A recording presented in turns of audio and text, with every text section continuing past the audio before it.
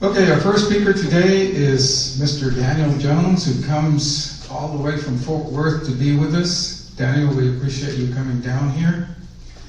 We hope in the near future to have Daniel become a Valley resident full-time. He's been a leader at our UFO conference in Edinburgh and with the MUFON 956 group and with the statewide MUFON group, Mutual UFO Network. So we're looking forward to tapping into his expertise more closely as he has decided to move here to our area. Daniel is an investigative reporter for The Vortex, which is an online program that explores the mysteries of the world and beyond. He was a friend and close associate of the late great Texas author and paranormal investigator Jim Marrs, who I had the pleasure of briefly knowing and speaking at several conferences with, an outstanding individual. He wrote a fantastic book about the assassination of John F. Kennedy, the conspiracies behind it, which was turned into the Oliver Stone movie, JFK, and that was based on Jim Marrs' book.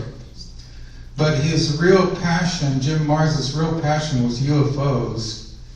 And I know, Daniel, you spent a lot of time with Jim, and you were able to look through some of his collection of materials. So someday I want you to bring us a talk on your association with Jim. An amazing story there. Daniel is considered one of the top experts on the Aurora UFO incident of 1897 in Aurora, Texas, near Fort Worth. Please welcome Daniel Jones.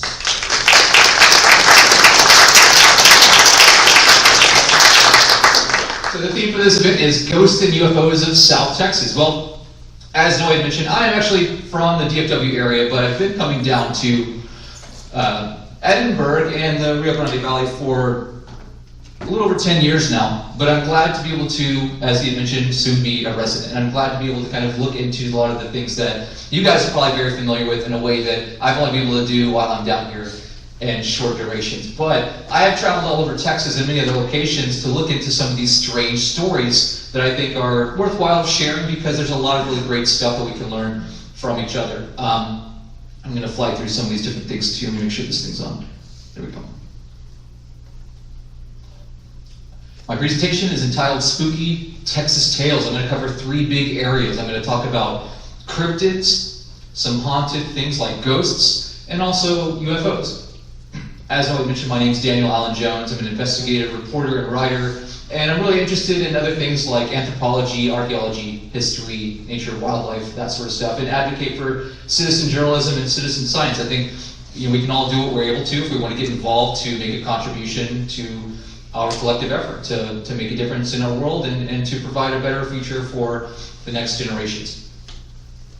I'm a musician, so this is my band. I like to be able to tour all over the galaxy. We have a lot of fun. They dropped me off here for the weekend.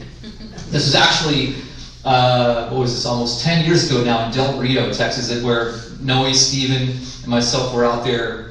Great time. I think it's too bad that event doesn't happen anymore, but traveled all the way across the state to go out to that one, and really, really cool opportunity. And that's where we met. And to think all this time much later, like how things have gone, it's pretty wild. But anyway, so I'm interested in unexplained phenomena, anomalies, cryptozoology, which I'll talk about in a moment, parapsychology, and then cryptozoology, in some way I'll start out with, but the others, ufology, dealing with UFOs as well.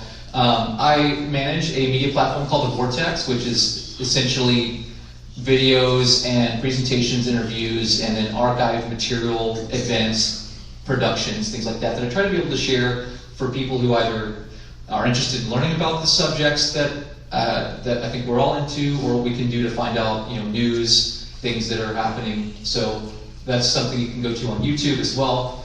As I mentioned, my buddy Jim Marrs unfortunately passed away. It's been longer that he's been gone than I ever really got to know him, which was about 7 years. But he was slated to appear at the 2016, I think it was, or maybe 2017 Edinburgh UFO festival, and on doctor's notice was not able to travel, and so he wanted to do a video to share his sincerest apologies that he couldn't make it, in hopes of getting on the mend and coming back.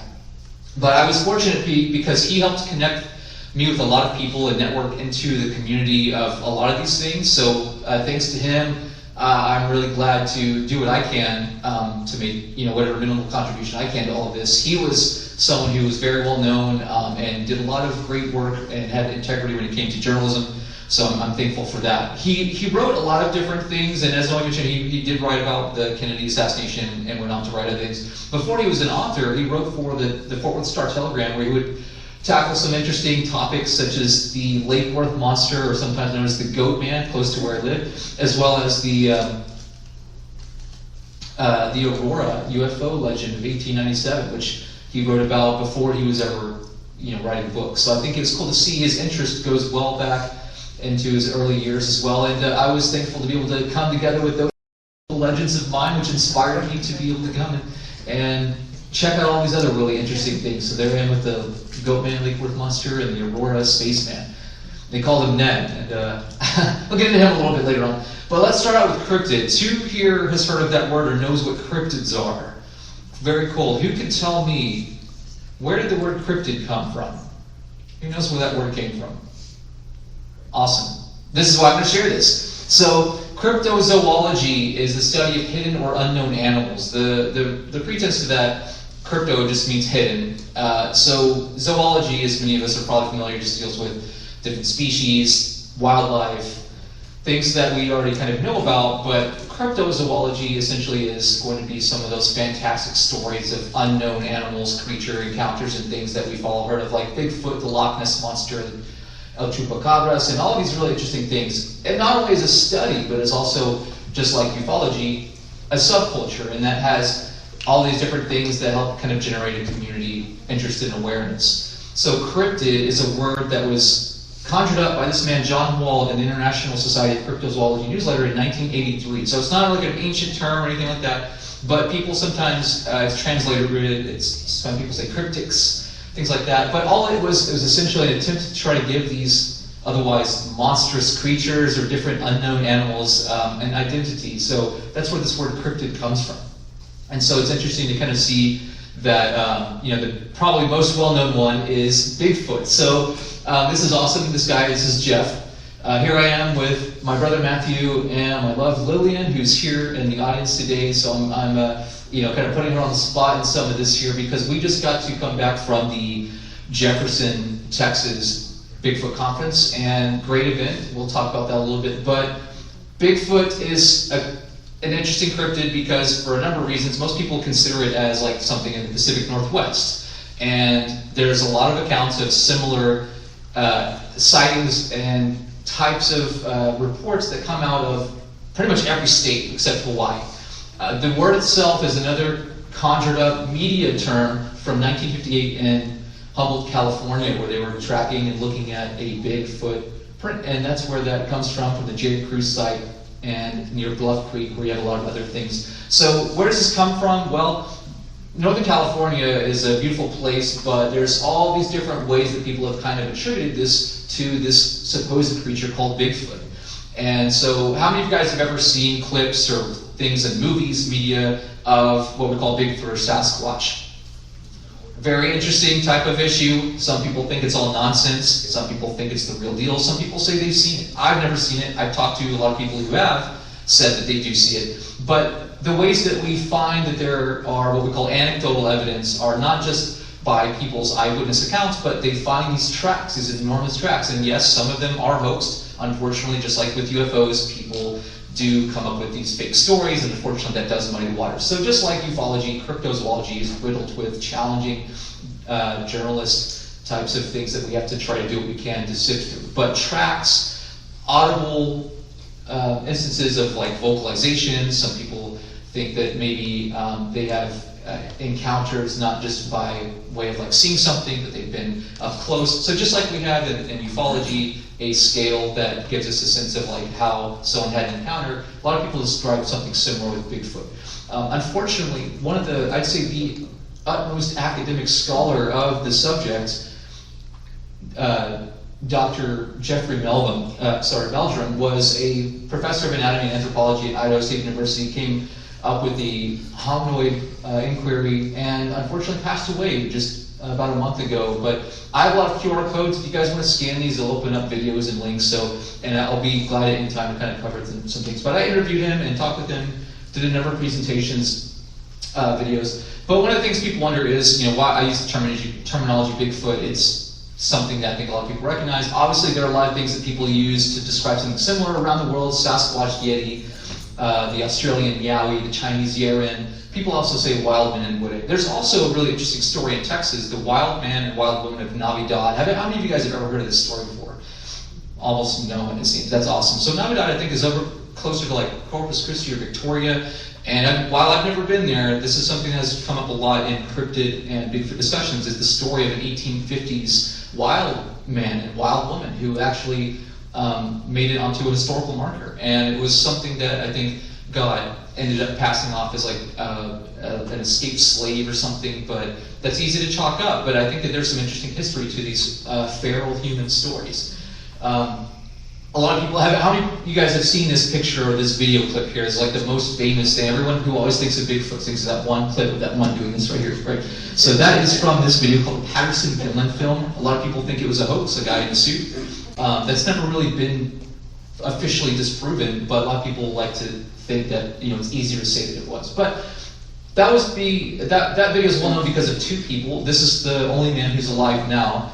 Roger Patterson and then this man, Bob Gillen, were there in Bluff Creek, California in 1967, made a video, or film rather, and here I've interviewed Bob Gillen about his instance. He's in his 90s now, and he's talked about this all over the world. I got to go to the location. It looks nothing like what it used to, but that is the exact location. It's been mapped out by the Bluff Creek Project using a lot of precise mapping techniques and things. So, it's interesting to visit the site. The historicity of this topic is as important as it is to study as the phenomenon is itself. So what about Texas? I'm bringing all this up about Bigfoot. Well, there are clearly signs of a Bigfoot community in Texas, quite literally, but this is actually about a Texas Ranger, which has nothing to do with the cryptid whatsoever. However, there are Texas Bigfoot reports, and I think that's what's interesting here. My buddy and colleague Lyle Blackburn has chronicled many of these. There are so many regional names, and then here in the South, I'm curious because I haven't spent a lot of time down here to look for this, but in many other places where it makes sense that maybe something like this potentially would exist, and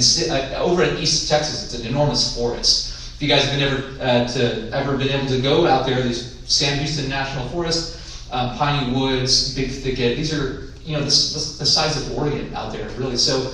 All these different names. One of the cool ones, I think, the Horizon City Monster, I think that's out closer to El Paso. And then, of course, some of the other regional ones give us an idea about people have kind of kept these legends going in their regional areas, attribute these names to them based upon where they were seen. And you see this a lot with these interesting cryptid stories as well.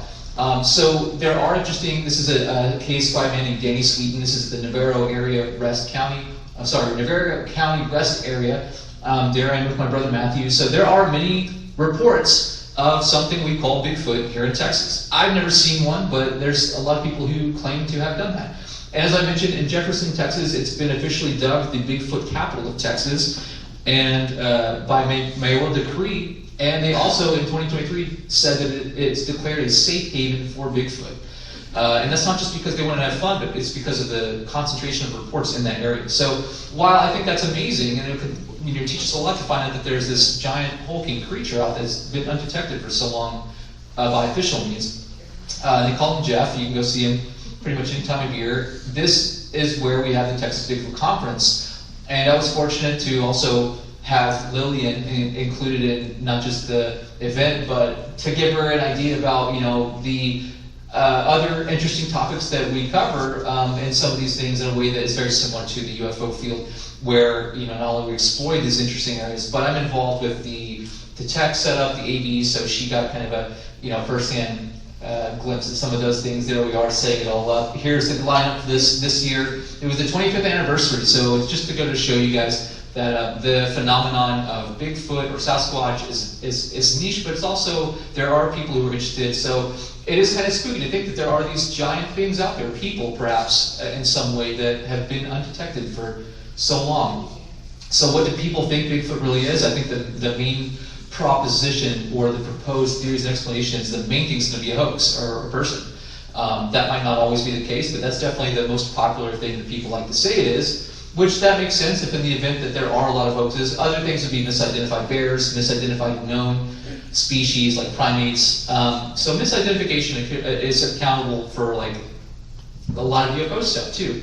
And then other really interesting ideas as far as what else a Bigfoot creature might actually be. And they don't really explain much of what it actually is. They just use other words and terms to try to understand it based upon cultural relevance. To continue on, I think there's some interesting ideas that, this is my buddy, the late Joe Taylor. He had a creationist museum out in Crosbyton, Texas. Now this isn't real. There's a photo of this online that was viral for a while, and a lot of people didn't know. This is an artistic rendition.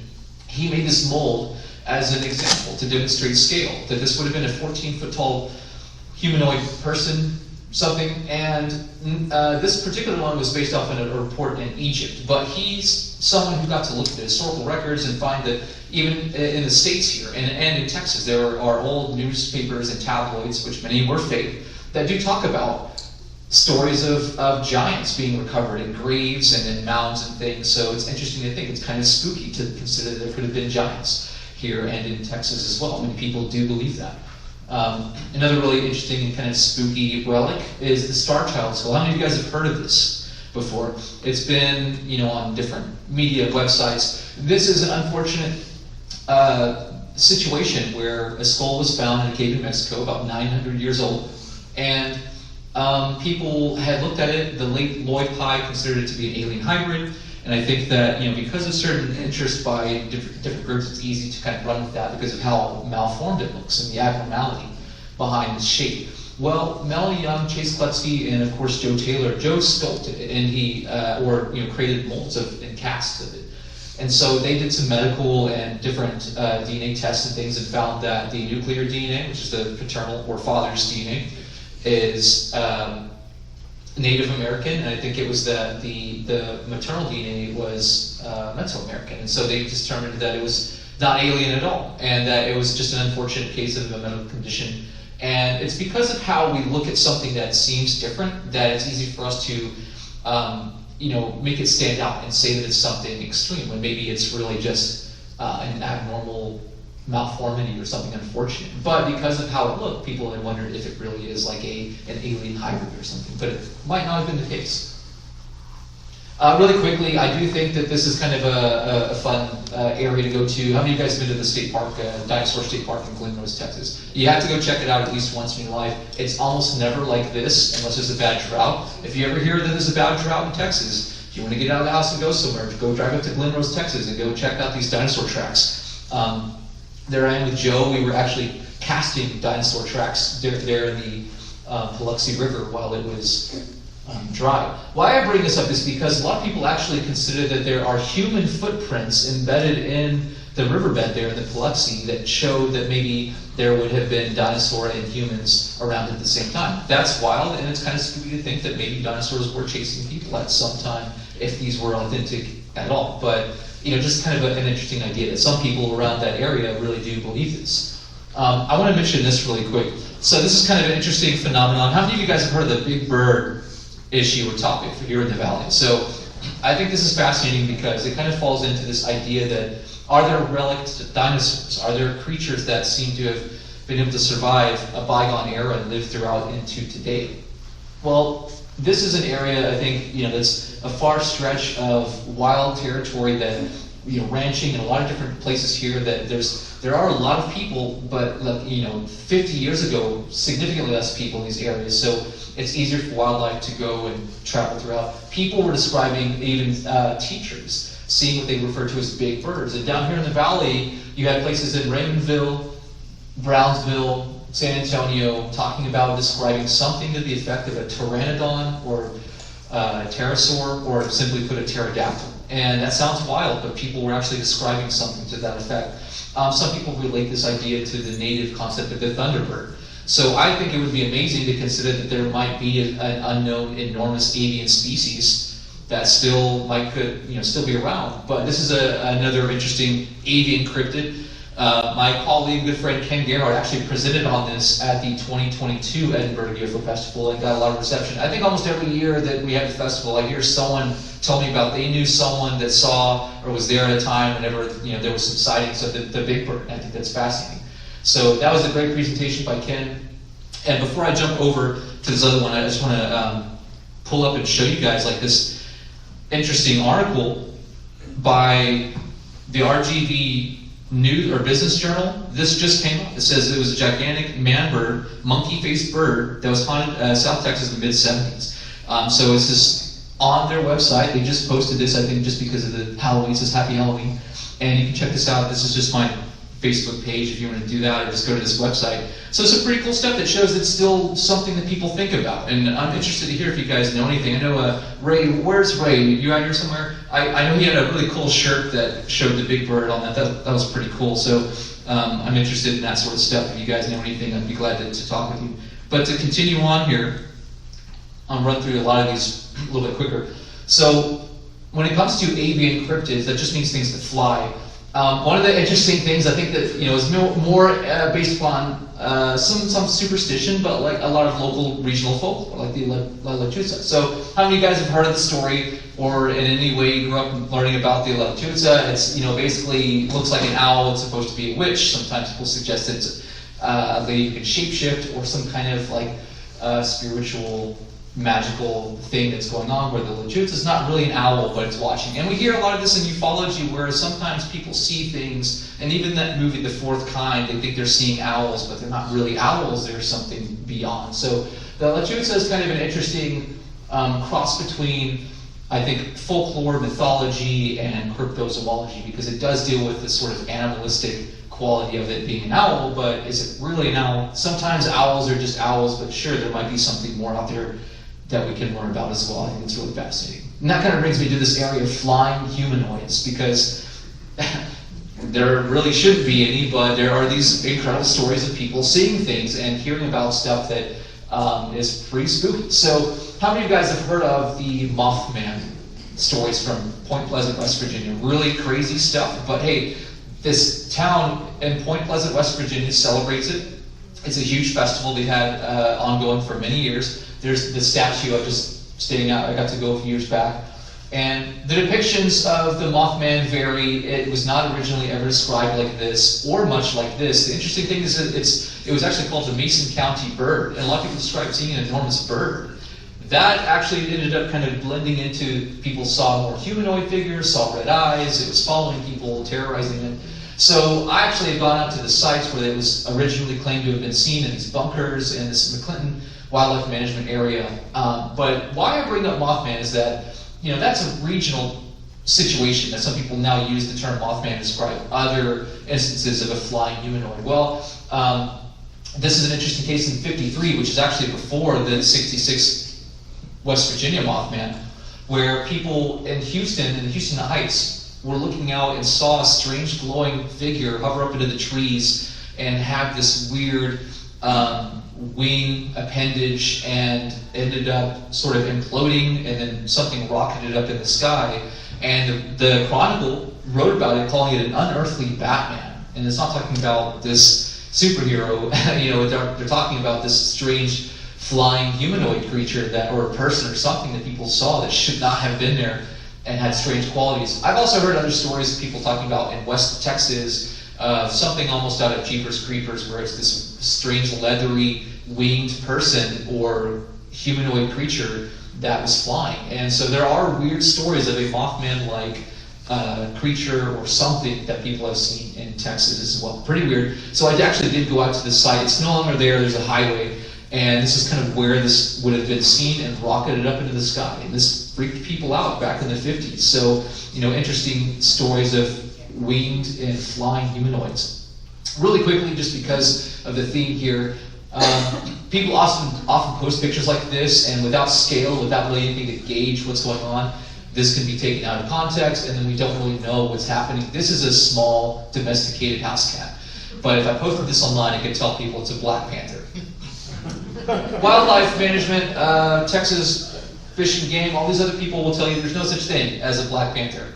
And most of the time that actually is the case. Melanistic cats are different than, a lot of the things that people have described. However, people look at this and they might say that's a black panther. This is a jaguar. And so people just don't understand the taxonomy and the speciation and hybridization that happens with certain animals like cats. But people often attribute black cats to having spooky qualities, so I wanted to throw this in there that when it comes to cryptozoology, the black cat phenomenon is a big one. And many people, and some of us might have heard of people describing seeing out in the wild a strange black cat that should not have been there. I'm not talking about like a big bobcat, I'm talking about a large, like a big cat. Something to the effect of a panther. Panther means lion. A lot of people don't realize like a lion is a panther. Panther is a lion. Mountain lions are an American version of a lion. So the names and regional things we get mixed up a lot. But the hybridization is how we get a lot of this interesting mixed speciation. Now the fun one, chupacabra. Well, this is also sort of an urbanized situation from the original Puerto Rican El Chupacabras, and also down in South America and Central and Latin America. We have all of these ideas of what now in Texas we call the Texas blue dog, which is not the same cryptid or creature that many people have talked about. But this is a taxidermy one. There's my brother with wildlife journalist Chester Moore. Great guy. He's got a lot of cool stuff going on. But this gives you an idea of this spined thing that basically looks like it's a canid. This is a coyote with mange. This is not an unknown species. And a lot of times when you see something like a coyote with mange, it looks weird. We don't know really what it is at first. We don't get a lot of time to try to understand it. But there are dead ones that have been found and recovered and totally definitively determined to be canid or canine.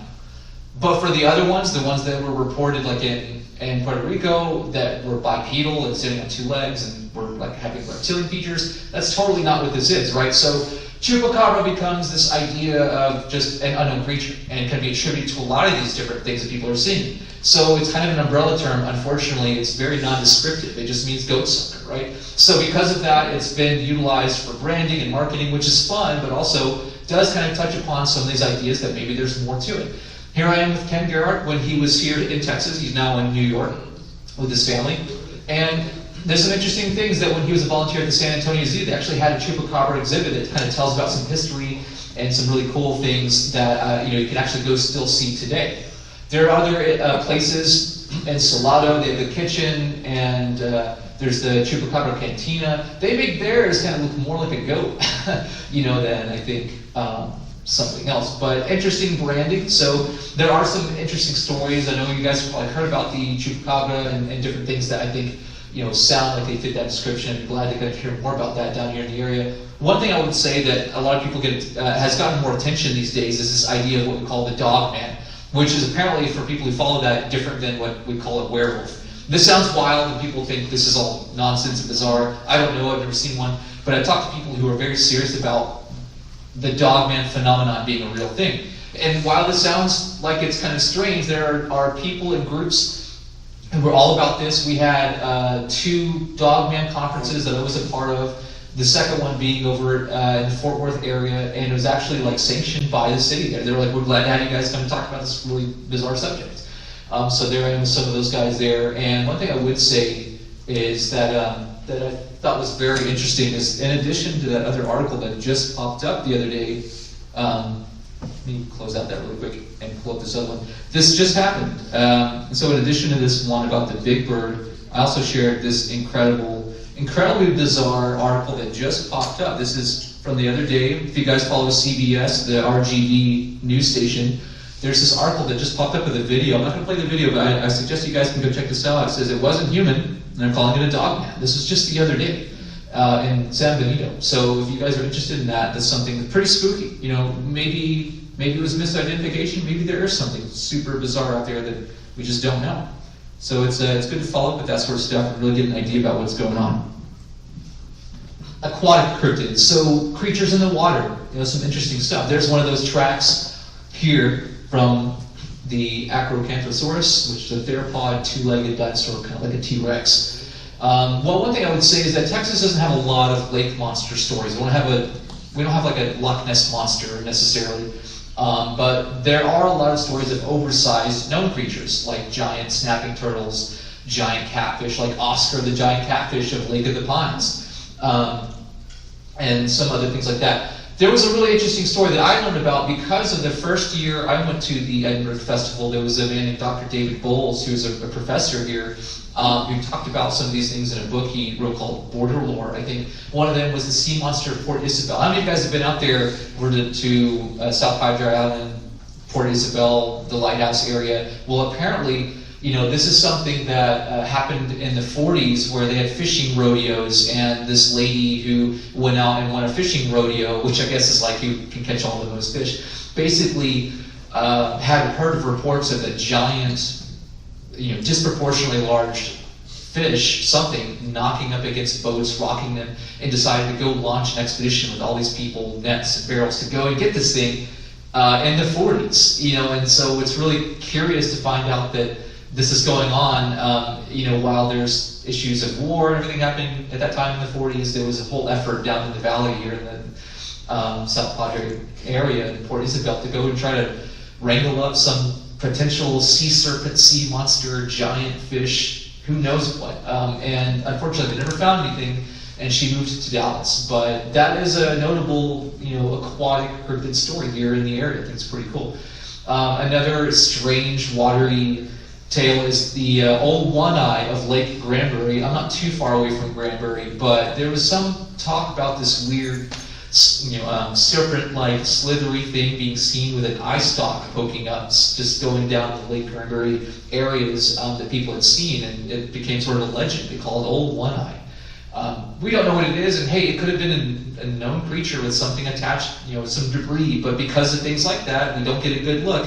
It becomes, this legendary issue sometimes. So the waters in these areas are mostly artificial. There's, I think, one natural lake in Texas. And that brings me to this other really interesting thing, the Lake Worth monster. As I mentioned earlier, my buddy Jim Mars, this is kind of a new mural.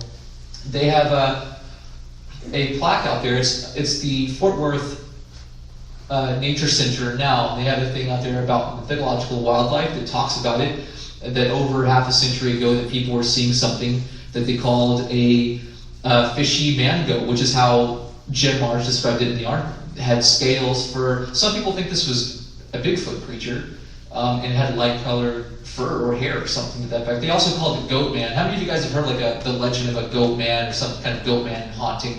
So I think that it's something a little bit like an urban legend that gets kind of tossed around, but this was something that really took place up in the Fort Worth area in 1969.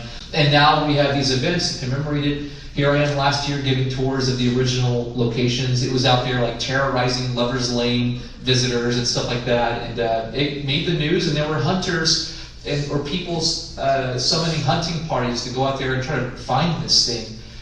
Which is really wild. Like at the height of all the news articles at the time being about landing on the moon and things like that, there were people out there trying to hunt monsters in Fort Worth, Texas. So I think that's awesome. And then in 2 years, we're going to have the 57th anniversary, next year, the 57th anniversary.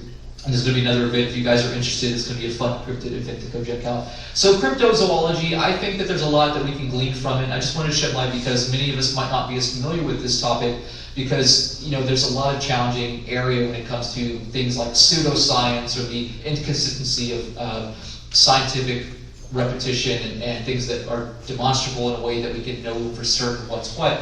But I would say that, again, a lot of times there are hoaxes, there are misidentification, but I do think that just with regular zoology, with wildlife biology, we discover new species, and they might not necessarily be new, they're new to us and how we detect things.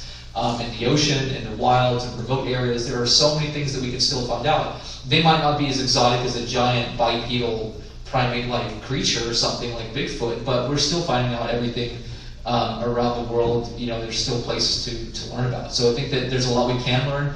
And things like ethnozoology are essentially a form of native knowledge. A group of people in an area that they are native to are going to usually be more familiar with the wildlife than people who are encroaching and trying to find things in there.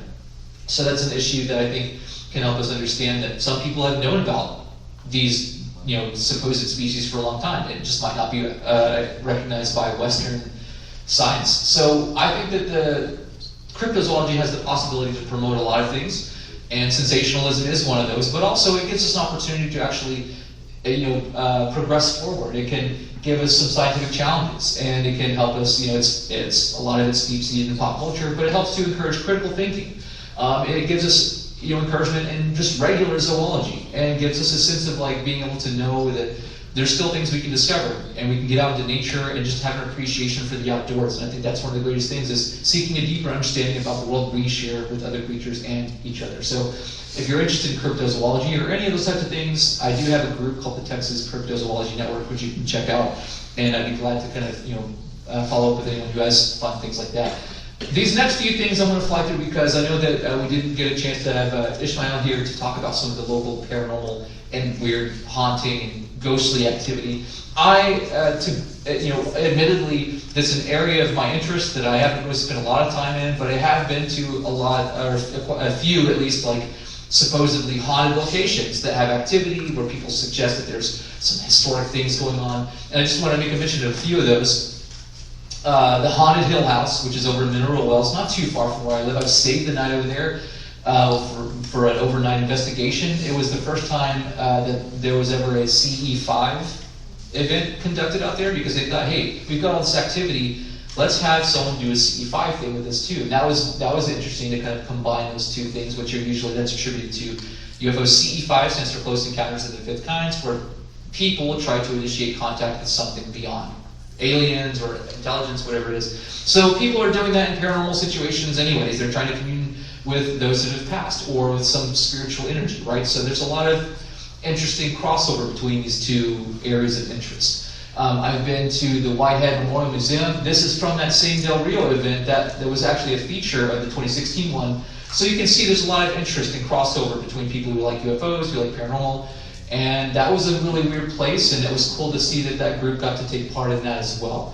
We've been to the Old Park Hotel and Jail, in West Texas and Ballinger, where they say and all of these are very old places, 1800s.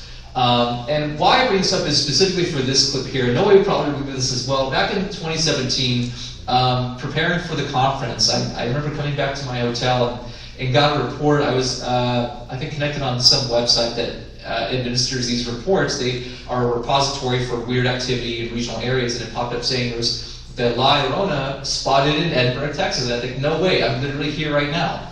The conference is tomorrow.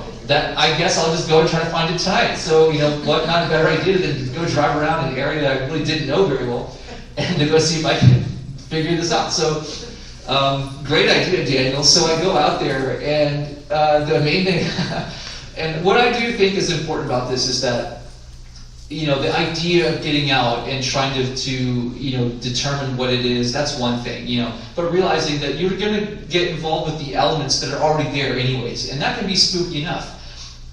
One of the things I found that was most often the case is that there were tons of I don't want to say wild, but tons of undomesticated pets and dogs everywhere out there, like running around all over the roads. And this is out in the rural areas, somewhere in Edinburgh. I have to go track where I originally went, but I do think that was kind of one of the hazards was that I'd be driving in a very dark road and suddenly a pack of dogs would run through.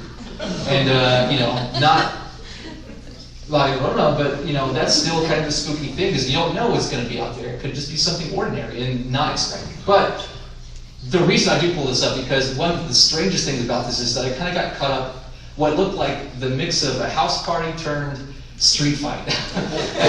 And so, this is there's a lot of video that I made while I'm out there, like trying to figure out what's going on.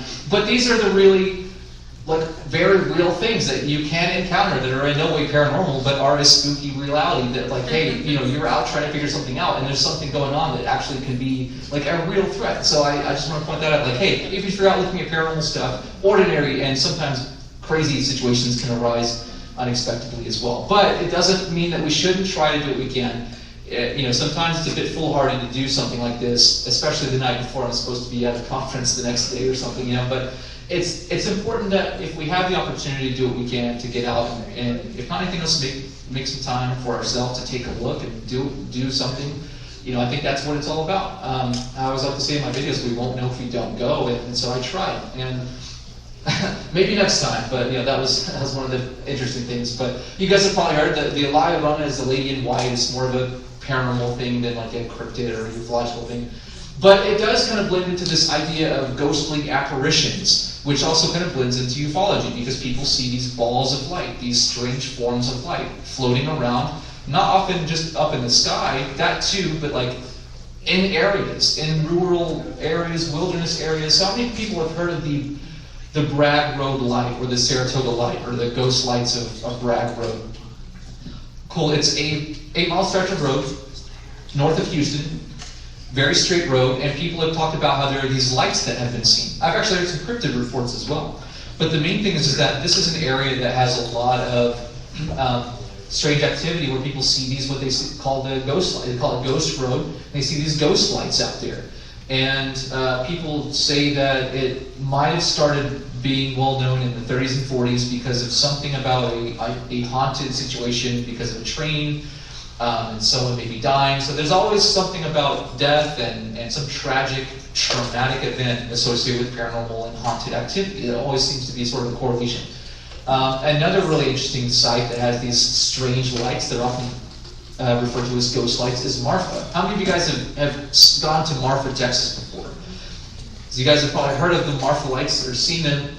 So in 1883, it's the first recording we have that someone actually reported it, maybe not recording on video or something, but where they were known to have been documented by Robert Ellison. And so it's likely they were known for a long time, maybe many years, decades, or centuries before that, but that's at least the earliest recording we know of these interesting lights. And on some of the markers out there today, they talk about they were seen from afar, but not up close. They refer to aliens, UFOs, and ghosts. It's out in a place called Mitchell Flat. Now, I know Noe's been out there and done some interesting things with some night vision to show that maybe there are other things going on that we don't normally see. And they're not really there during the day to go and see. You have to be there at night to really get a good visual. And they're way out there in the desert.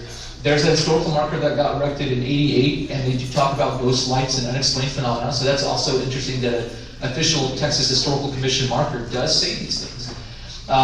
As far as 2001, a safety rest area was erected with a viewing observation deck, and it's a 24-hour rest stop. You can go there and stay in your car, or go check it out on your way through.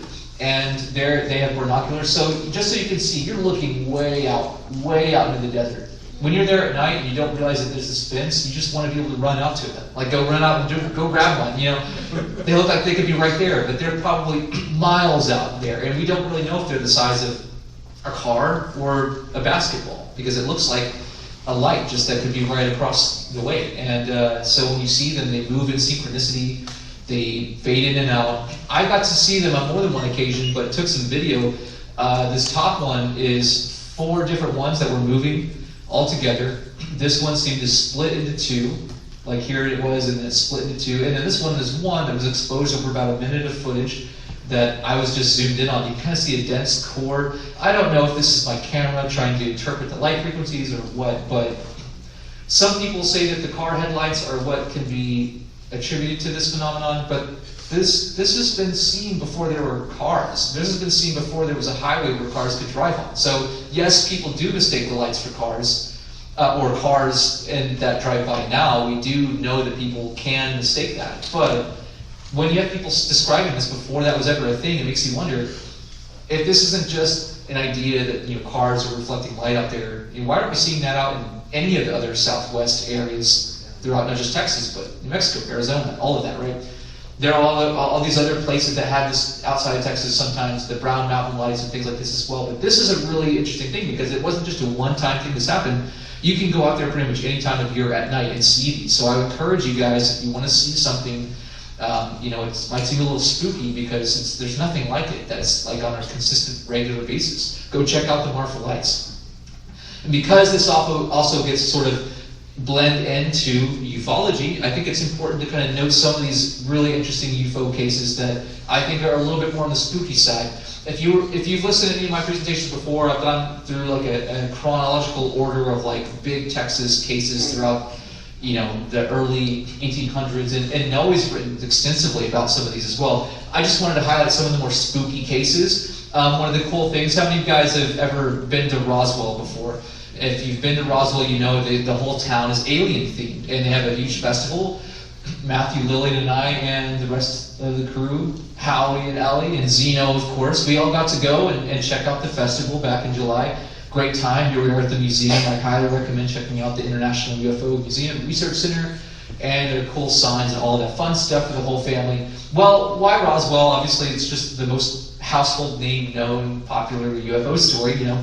But the reason I think it's important to include this in this presentation is because that material from that original story of this idea of a disc being, flying saucer and disc being recovered from an area north of Roswell was actually taken to Fort Worth, Texas, and looked at and posed apparently for a media stunt or photo op with General Roger Ramey and Jesse Marcel. And this is, if you've ever seen these photographs of those guys holding up the tinfoil, this infamous photos, this was taken in Fort Worth.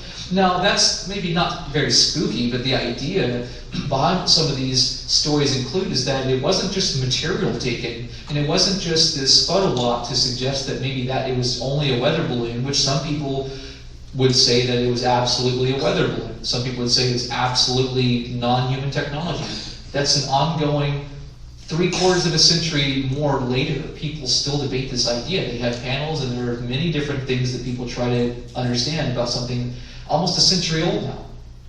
But why I think this is also interesting is that there are parts of this story that include not just the materials of some alleged craft made by non-humans, but that the non-humans themselves were also taken to Texas and may still be in some deep underground facility housed in maybe a cryotube. Wild ideas, wild stories and theories that are connected to the original Roswell story that people talk about. And of course, if you follow along with Roswell, you know that maybe it wasn't just Fort Worth or in Texas, but they went up to Wright-Patterson in Ohio, where you have Hangar 18 and all these really other strange stories where maybe the same thing's going on up there. It would make sense that if this all really did happen with bodies and such, that you probably wouldn't want it all in one place or maybe for too long, but maybe split it up, take this here, take that there. Things are highly compartmentalized with secrecy in general. So if any of these stories have any shred of truth, which I think that there's enough to show that people do seem to think that something happened, very unusual, that it would be weird to think that it would have just been left alone or left in Roswell. And knowing that that stuff got brought over to Fort Worth is super weird. Later on in the 50s, there was a story that came out of Colonel Robert Willingham, knowing, and his co-author Ruben Urarte, who is the Northern California MUFON director, they co-authored a book about this man's account that described having flown in a wing formation and seeing a strange floating object go down south and crash. They were flying over in Texas and they saw an object go south and crash over the Texas-Mexico border. He came back in a private plane and landed, according to him, and got out. And at that time, there were Mexican authorities or officials or people barricading off, like the Mexican army. And that crashed object was up against a bit of a hill or something to the effect where it was in the side of a part of the land there, and that there was just materials all over, debris scattered. This man, Colonel Willingham, picked up some of the debris and pocketed it, and looked into this object that had crashed, which looked like, your UFO essentially. This object had a crack in the hull. He peered inside, described seeing strange beings, which were not humans like us. And all of that apparently was taken, probably back to some underground facility or some, deep black project that was never to be seen again. And it's not just about the technology. If someone actually did take all of that, and they have the bodies too.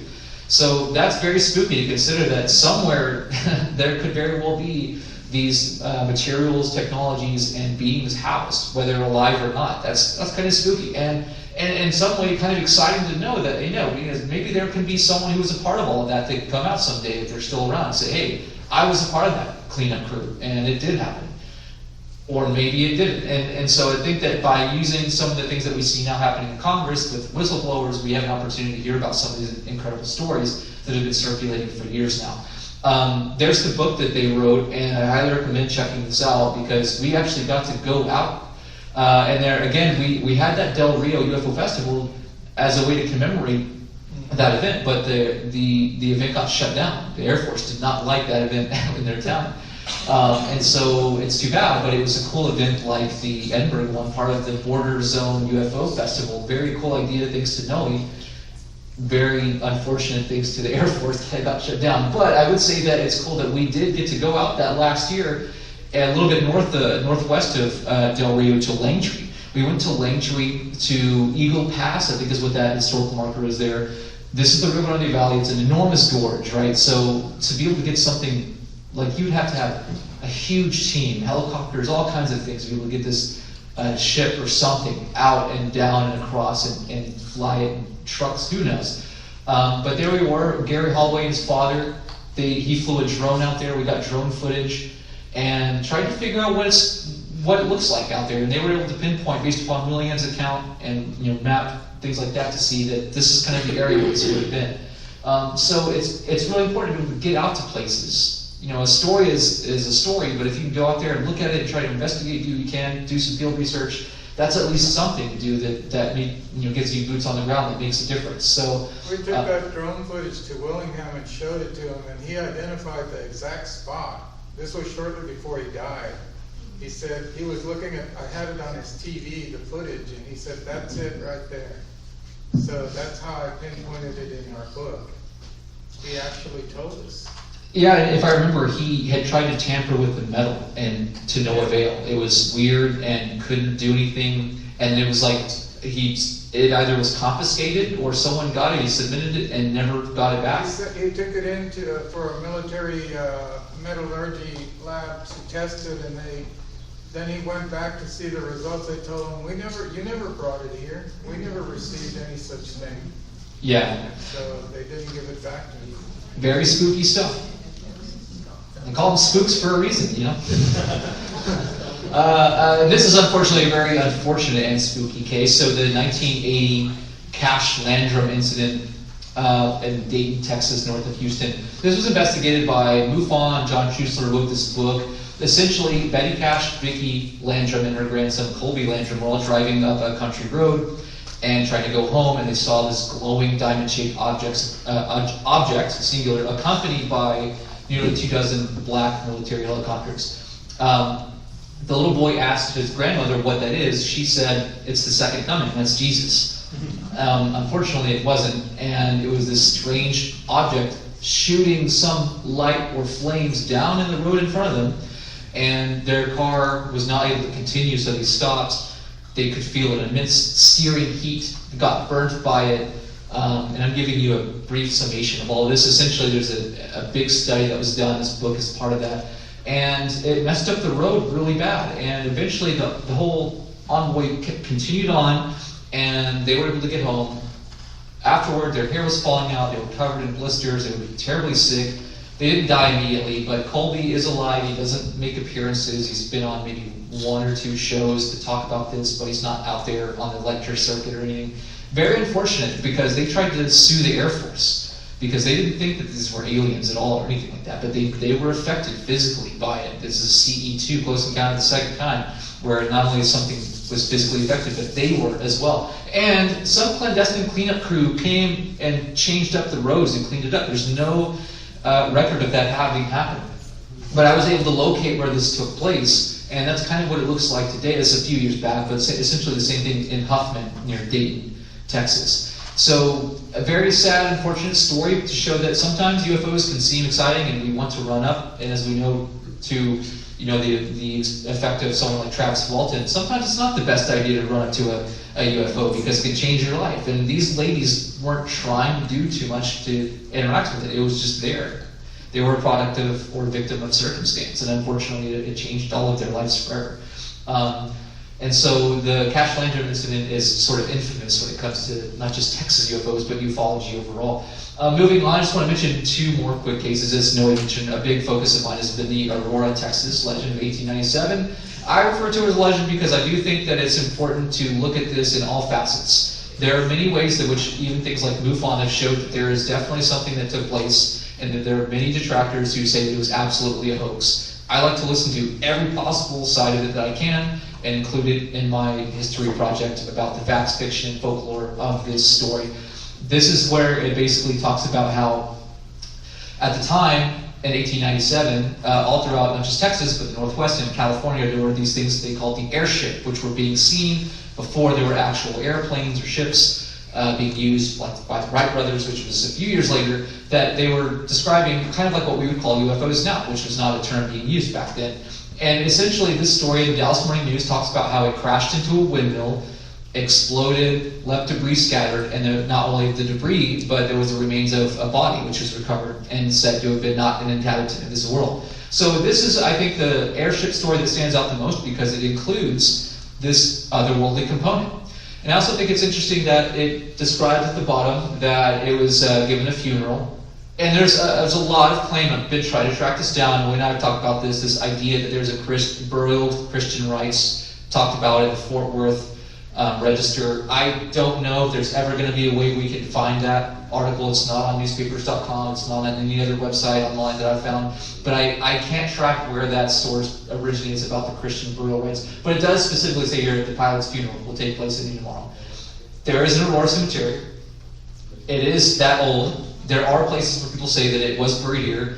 UFO hunters went in, did ground penetrating radar, did find a small child-sized grave. There have been molten metal alloys embedded and found in the ground around the alleged crash site. MUFON did a super extensive analysis of all of this stuff. So there's a lot of debate about this, even after a century. I think it's interesting and spooky because then you have the interesting, component of the graveyard, this alien potentially being buried or something, If this is all said as it was told, Jim Mars, as this is shown to be the quote original as stone, suggested that it was half of the original, because if you give it the other half, you'd have this strange saucer-like object there. Very creative and clever of Jim, I don't know, but he was there. He saw this. I got this picture from him. He's no longer around. No longer is anyone else from that time. So I think it's important to note that, we can't just ask somebody these days what it was like. But there is a cemetery, historical marker there at the cemetery that talks about this site is also well known because of the legend, the spaceship crash, and that the pilot was buried here. So you can go check that out today. And there's also not only the historical marker, which was erected in 1976, but you can go see the monument, which was much more recent, almost a decade now, but it's really cool. It's still there. Lillian and Zeno and I went earlier this year on the anniversary, April 17th. And many people do. They'll come and leave trinkets and things out there. And the Cemetery Association actually does acknowledge that it's something that's part of their history. They have a little plaque out there now as well. So my research project is about the history, and I'm glad to talk with you guys about that. If you have any questions or something you want to share, I'll get with you. But the number one thing I want to end up with is, of course, the 1966 Edinburgh. And this is probably why, I love Aurora, I love all those other stories. But I think why this is something that stands out as the most spooky, what I'm going to end up for you guys today, is that we don't know. We don't know what happened to those guys. We don't know if they were affected, like the Cache Lantern incident. We don't know if they are still around. That's the challenging thing about a lot of this, is that we can discover a lot of things way later on. We can talk to witnesses later on. We can talk to people right away. With this one, we don't know what happened to them. We don't know where those police records went. They conveniently disappeared or were taken or something. So the story essentially you can read in Noe's book, Fire from the Sky, but I will just give you guys an idea that there were 8 construction workers. I know Magdiel in the video said 9, that were supposed to be had been 8, over north of Edinburgh on a caliche pit construction site with some machinery. Something came over and scorched all of what they had going on, to the effect that it terrified them enough to call the Hidalgo County Sheriff's Office. They sent out Milo Ponce, who is the father of Joe Ponce, who came as a child to the site, witnessed the burned, charred material of remains. He was still around. He shows up at the festival. And of course, with Noe, has helped to kind of get this story out there in a way that people do know about. It's why we have the festival. And here we are out at the site. Steven and Noe and myself and some of us here in the room and part of MUFON have been out there and looked into it, found some strange metal, did some readings. You know, there's something out there that happened. Noe's book definitely is I think the primer on this story. If you want to be able to get it, I think he's got some copies there. And I would just say this, if you're interested, come check out the festival. It's happening later this month, now that we're in November. The schedule is, as Noe mentioned earlier, we've got the open mic hosted by MUFON. The conference is going to be on Friday, and the Saturday is the festival. It's a little bit different format this year, but we're excited to be able to have you guys. So the festival's going to be a lot of fun, a lot of great opportunities to get involved. Lilian Jimenez is the program director for it. We're part of the planning committee. If you guys want to see Giorgio, Nick Pope, William Henry, and Jason Martell, part of Ancient Aliens, live, it's your opportunity to go do that. And please come to the open mic. If you have a story to tell, you have something you want to tell us, MUFON 956, the local group here that's interested in UFOs, is going to be hosting it. We're going to do what we can to get some good stories, good accounts, eyewitness reports for you guys to be able to listen and find out about. If you're interested in being a part, helping, doing what you can to volunteer your time to be a part of this event or MUFON 956 and other things in the future, please get with us after that, because it's going to be a way that you can help become a contributing part of this whole effort. So with that, I want to just say thanks for your time. If you're interested in UFOs, you can check out the Texas UFO Network, and anything that I do on video or media I post here. And I always like to say I'll see you guys in the vortex. So thank you.